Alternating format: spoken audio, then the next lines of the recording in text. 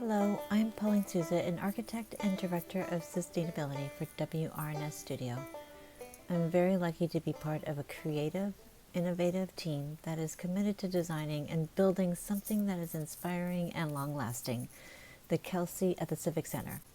Reduced carbon, biodiversity, healthy materials, good daylighting, reduced waste, accessible community spaces, a model for inclusive design.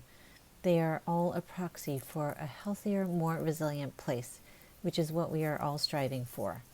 The team is imagining together what good and hope looks like in this place for this time, a place that makes this community feel worthy and welcome.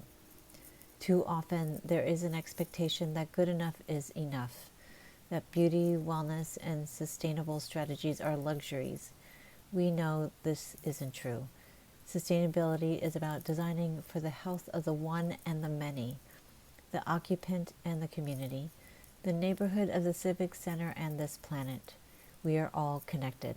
And so this team is excited to find the synergies and strategies to create a healthier, more resilient, comfortable, connected place to live and work. Natural materials like wood and well-shaped spaces and edges, regional plantings, walkways and gardens that invite connection or provide a place of respite. We imagine that every element provides good service and perhaps educates and celebrates, from the front door to the courtyard to the entry at the living space. We imagine the Kelsey to be a beacon of wellness and inclusivity. Hi, my name is Isaac Haney-Owens and I'm the Communications Analyst at the Kelsey, and I'm standing at the Civic Center site, which is over here. So this lot here, and it's going to be this building that's going to be torn down. It's going to be used as also for the apartment building as well. And then it's right across the street from City Hall.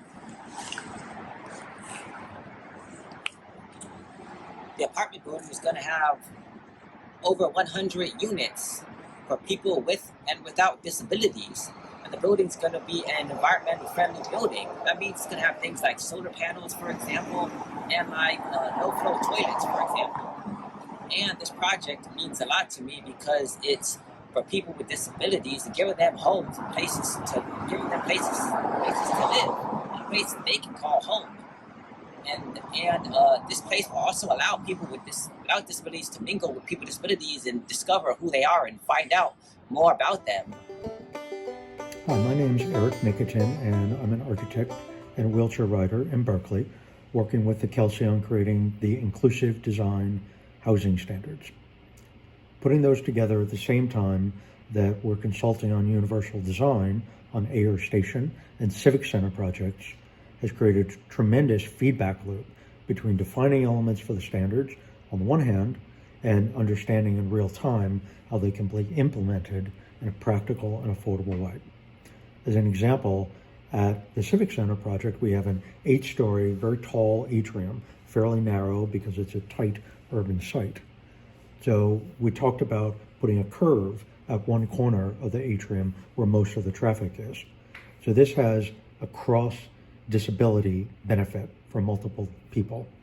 One is that a tall space like that can be disorienting for some people, especially if they have certain cognitive or perception issues. Number two, a curve like that is the shape of the path that a wheelchair travels. So it has a comfort there.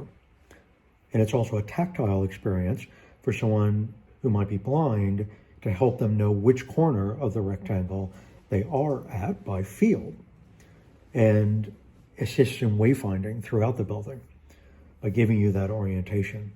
In the course of doing one item like that, a space can be created that's a better, more navigable, and more beautiful space for everyone that creates more access, more usability on the one hand, but then in the course of making it better for more people also creates better architecture.